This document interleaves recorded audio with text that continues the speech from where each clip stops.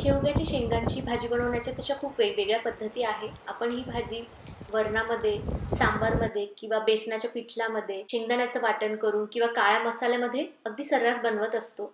पण आज मी ही भाजी जशी हॉटेलमध्ये किंवा ढाब्यावर भाजी मिळते तशा ग्रेव्हीमध्ये शेवग्याच्या शेंगांची भाजी बनवली होती आणि खूप मस्त झाली होती चवीला।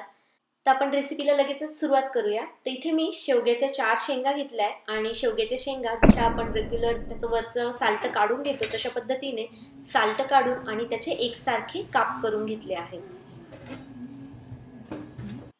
तर तुम्ही व्हिडिओमध्ये बघू शकता अशा पद्धतीने आपल्याला साल्ट काढून घ्यायचं आहे। तर सर्व शेंगा मी चिरून घेतल्या। शेंगा आपल्याला 4 ते 5 पाण्याने स्वच्छ धुवून घ्यायच्या आहेत। त्यानंतर मी इथे शेवग्याच्या शेंगा पहिले उकडून घेणार आहे। तर पाण्यामध्ये मी थोडंसं मीठ टाकलंय आणि मिठाच्या पाण्यामध्ये ह्या शेंगा आपण 7 ते 8 मिनिटं झाकण ठेवून उकडून घेऊया। तर शेंगा उकडतात तोपर्यंत आपण ह्या भाजीची ग्रेव्ही तयार करू।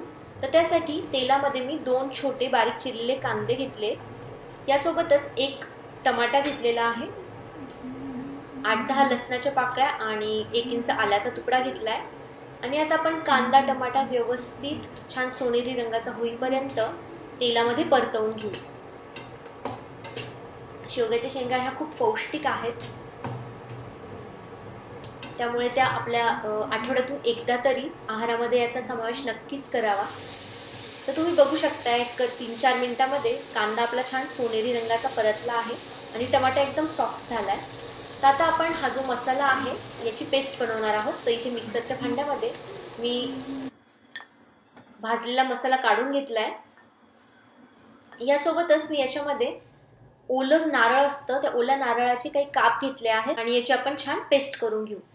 शक्यतो ओलं नारळच वापरा, ह्या ग्रेव्हीच्या टेस्टमध्ये खूप बदल होतो आणि बऱ्याच जणांना मसाल्याच्या भाज्या खाल्ल्यानंतरची जळजळ होते, तर त्यांनी ओल्या नारळाचा जर वापर केला तर त्यामुळे जळजळ देखील होत नाही। इकडे तुम्ही बघू शकता शेंग देखील आपली अगदी व्यवस्थित शिजलेली आहे। मी अशा हाताच्या साहाय्याने दाबून बघितली, ती व्यवस्थित दाबली जाते। तर आपण शेंगा बाजूला ठेवूया।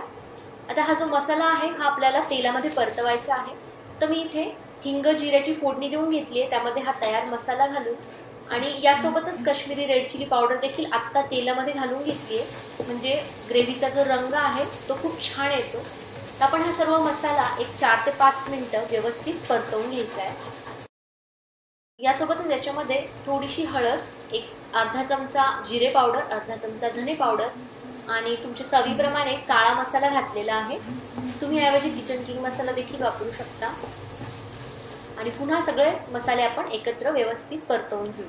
तर मसाले छान परतलेले आहेत। यामध्ये आता आपण ज्या शिजलेल्या शेंगा होत्या त्या शेंगा आणि ज्या पाण्यामध्ये आपण उकडल्या होत्या त्या पाण्यासहित आपण याच्यामध्ये घालणार आहोत। यासोबतच चवीप्रमाणे मीठ घालायचे। मीठ घालताना आपण शेंगा उकडवताना देखील मीठ घातलं होतं, तर त्या अंदाजाने तुम्ही आता मीठ घाला। किती घट्ट किंवा किती पातळ पाहिजे त्यानुसार तुम्ही पाण्याची क्वांटिटी ॲडजस्ट करू शकता। तर सर्व आपण छान मिक्स करून घेऊ आणि आपल्याला 5 ते 7 मिनिटं याला एक उकळी काढायची आहे। आणि तुम्ही बघू शकताय आपली भाजी एकदम व्यवस्थित शिजलेली आहे, त्याला छान उकळी देखील आली आहे, तरी देखील आलेली आहे। यावर थोडीशी कोथिंबीर भुरभुरून मस्त अशी आपली शेवग्याच्या शेंगांची ग्रेव्हीवाली भाजी खाण्यासाठी तयार। ही भाजी रेसिपी आवडली असेल तर जास्तीत जास्त लाईक करा, शेअर करा आणि अशाच नवनवीन रेसिपींच्या अपडेट्ससाठी आपल्या मराठी किचनला सबस्क्राईब करा। धन्यवाद।